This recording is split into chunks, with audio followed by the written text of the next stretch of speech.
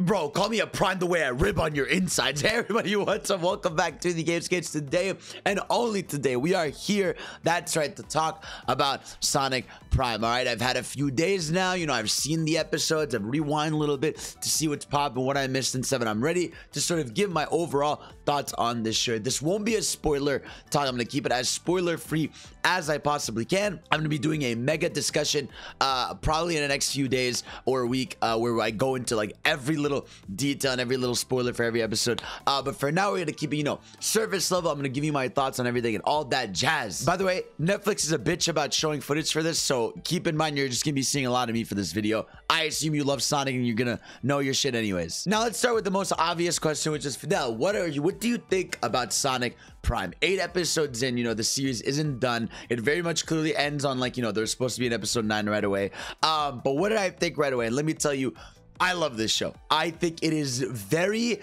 fun in a very different way. Like, and the way I explained it is, I've never had a feeling like this since the days of Sonic X, where I want to know what's coming next. And I feel like I'm having a good time. There's good animations, there's good versions of the characters. And, this is exactly what I wanted from a Sonic show.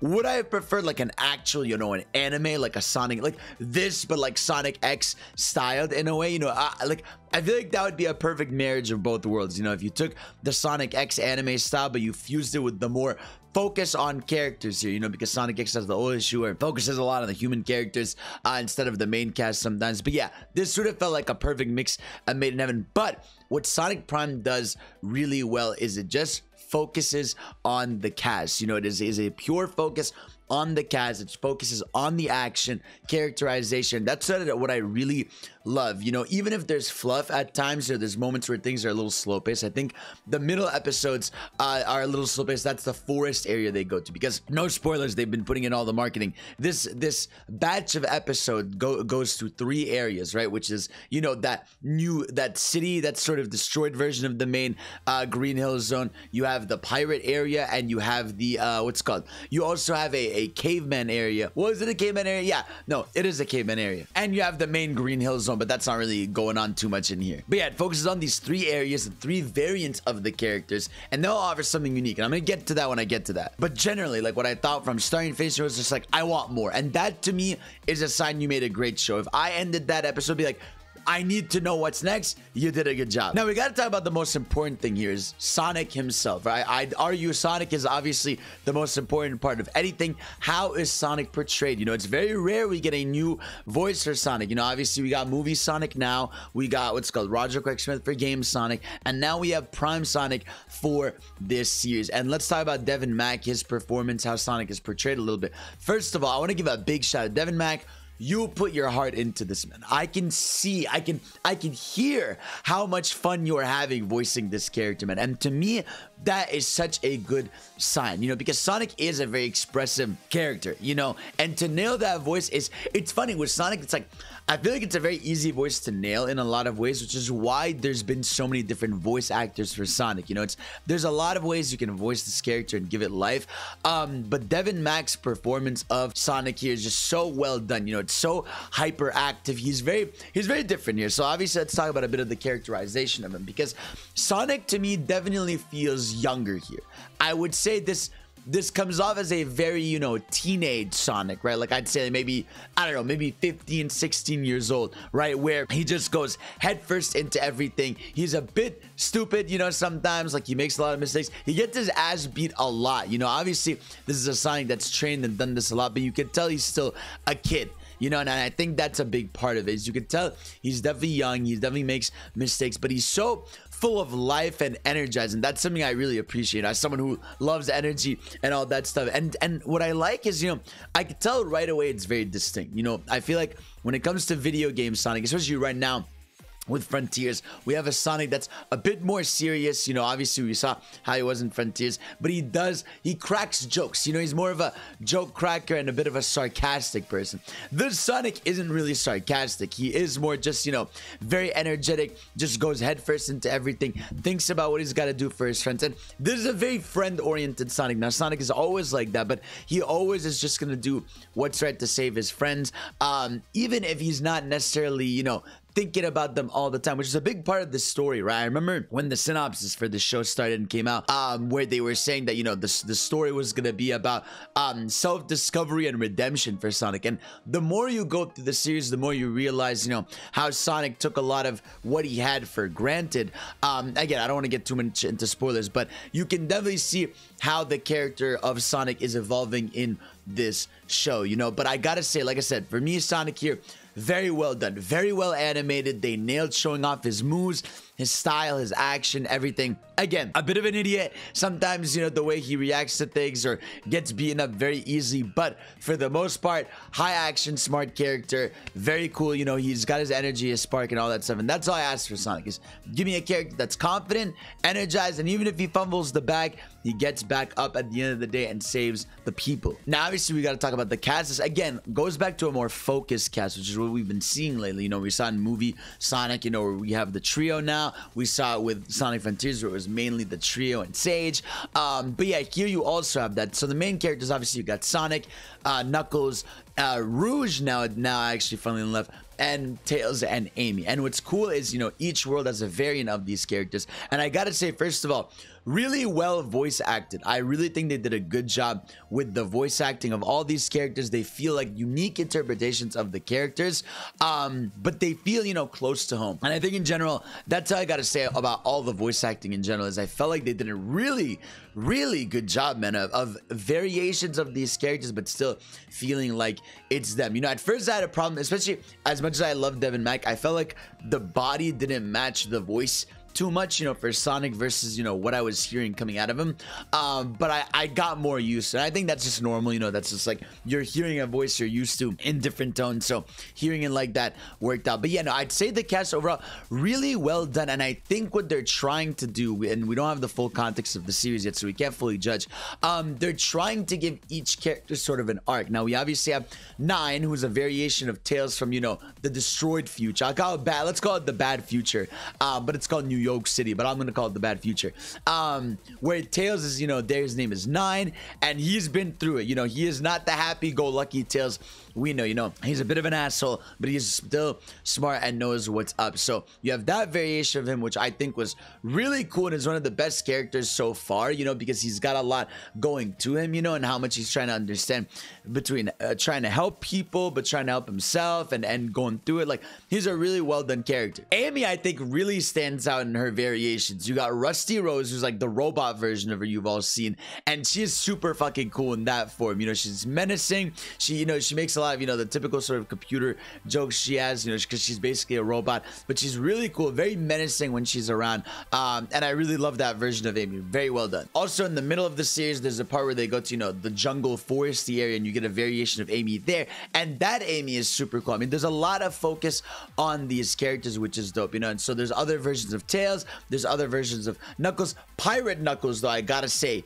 standout character for me. Within all these 8 episodes, I think the Pirate Knuckles, if you guys have seen the show, he stands out so much, you know, because he's a little cocky, he's fun, and then there's some sick action with him. Like, again, no spoilers, but I was so happy to see how they handled Dread, as they like to call him. But Pirate Knuckles, big standout to me. WWW. Rouge the Bad, it's definitely still weird, you know, she's part of the main cast, but it still doesn't feel like she's part of the main cast. She often feels like, you know, she's there, but it's cool to see her, you know, evolve and get more. And I think we're gonna get more episodes based on her, because it felt like each world they were going to had a hyper focus on one of the character variants. You know, with Tails in the New York City, it was very much Nine. In the forest area, it pretty much was Amy. In the pirate area, it really was Knuckles. So it feels like each world they go to has a focus on one of the main characters, and I like that. I think it's gonna lead to more interesting moments with the cast, but I like that it's focused. I think that's a really important thing with Sonic right now, is I think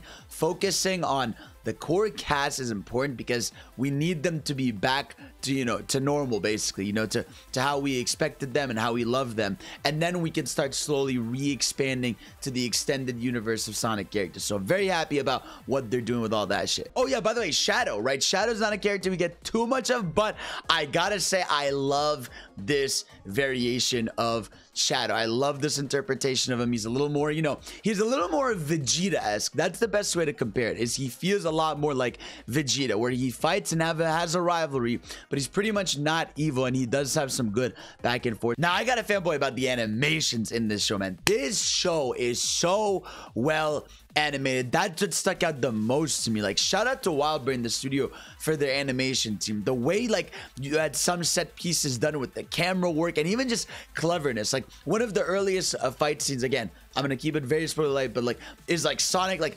grind railing a robot down, you know, a staircase. He's showing the team how to do homing attacks. He's doing some crazy cool shit. You get like the slow-mo stuff with Sonic. There's a lot of really cool and interesting fight moments, and just even the locations and the way they do it is so well done. And man, the squash and stretch animation stands out. I'm always a fanboy for new animations for Sonic. For me, like, whenever I see Sonic do something new, I get excited. So seeing all the different fights, seeing this version of the spin dash is so good. There's something about it that's really pleasing on the eyes. But I just gotta give that team a big shout out, man. The animations to me were by far my favorite part of this show, because just whenever they were doing something high action, everything felt like it was, you know, moving quick, it was moving unique, and they were, you know, paying respect to the games while also trying to create, you know, their own unique move sets and styles and everything. So I'm really happy with how all the animations turned out. Like, mega shout out to that. That to me is the standout of the show, and I want more of that, because being able to see these characters be so expressive is so good. I mean, this is the closest we get to, you know, Mario movie for Sonic, right, where you're just seeing, you know, the eyes pop up, you're seeing crazy movements, you're seeing dope references everywhere. So no, I really got to give mega props to the animations of the show.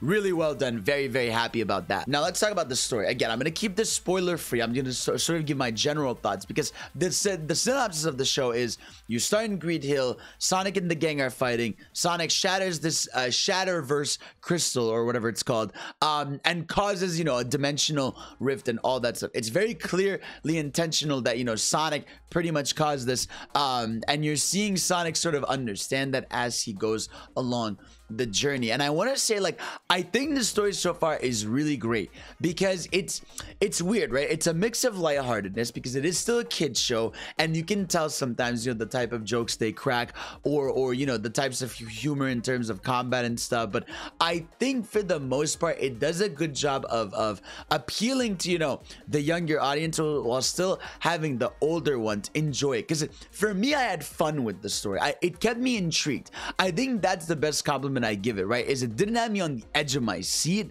but it had me intrigued the whole time, you know. And I chuckled at a lot of the jokes they had. There's cool ways they handle flashbacks too, like Sonic, like the cast will be like, "What just happened to you, Sonic?" And you just see like a compilation of him getting his ass beat. But I think for the most part, you know, the way they handled the other variants of the characters, including Eggman, by the way, I didn't give a shout out to the other versions of Eggman y'all are seeing. Those guys are really cool. From the overall plot to where it's headed, to what they've done, and each sort of island or verse they go to has a different story going on. I gotta say, my favorite though is the first one, the New York City, the Bad Future one. I think that plot line is the most interesting, and there's a reason why it feels like the central hub of it all. You know, I love those variations of the characters. I love, you know, that we go back there, and I think the story there of what's going on with the destroyed city and Eggman, all that stuff, like, to me, that felt like the best one. Then I gotta give a big shout to the pirate area. I think the story there was super well done. Again, a big focus on Knuckles, which I really love. And then I'd say in third place, it is very much the forest area. Not because I didn't like it, I actually really liked it, and I liked, you know, Amy's story and the ideas there, but it definitely felt a little more slow paced and more just conversational, you know, of like, hey, we should do this, hey, we should do this, you know. But nonetheless, right, what I like at least is there is an overall narrative thread. Well, the thing I didn't like about Boom was it was a little too much on the sort of, you know, slice of life, where it was just, you know, every episode is its own thing. Whereas here, right, every episode, you know, every world they go to feels like, you know, here's like a 45-minute special almost, but there's always like, you know, something you get out of it. You get cool action, and then it ties you on a thread to what's next. And man, I really want to know what's next, man. I hope this next batch of episodes comes out in like, you know, 3 max 4 months. You know, I don't want to wait too long for it, but I understand, you know, the Netflix format and all this stuff, but I assume we're gonna get the episode sooner or later. By the way, do not worry about this show getting canceled. First of all, it's charting really well. I think it was #1 on Netflix Kids, #3 in the worldwide numbers, and it's also Sonic and Sega. It's not going to get canceled. Okay, so it's going to at least have its first full season run complete, and I just can't wait to see what they do. Either way, man, I am really happy with where the story is at. I'm just really happy with this show. I came out of it, you know, just excited to see what's next. I like the version of these characters. I like the world they've built. You know, I like what's going on here. And even though I hope the entire series isn't, you know, going to just be the rinse and repeat of going to a different world and just solving a quick issue and leaving, and I feel like part of it will be that, you know, because it is still a series aimed, you know, at younger audiences, even if there is older ones. But I do like that things are starting to piece together and that Sonic is starting to understand something as he goes along the journey. So that's how I feel, man. I love this show. I had a great time with it. I think it's super fun. I think if you like Sonic, you're gonna like this show in some way. You know, it's not perfect, it's not insane, you're not getting the cocky Sonic that's extremely skilled or badass, you know, but you're getting a very fun version of Sonic with some very fun fight coordinates and everything. So guys, let me know your thoughts on the series so far. What was your favorite thing? What was your favorite variation of a character? What was the favorite area you went to? And let me know what you want to see next. And again, I will be doing a spoiler talk on the series. I'll probably do a mega discussion about it. There's a lot to talk about when it comes to Sonic Prime as the months go on. So guys, thank y'all for watching. I love you. You're the best. Peace out.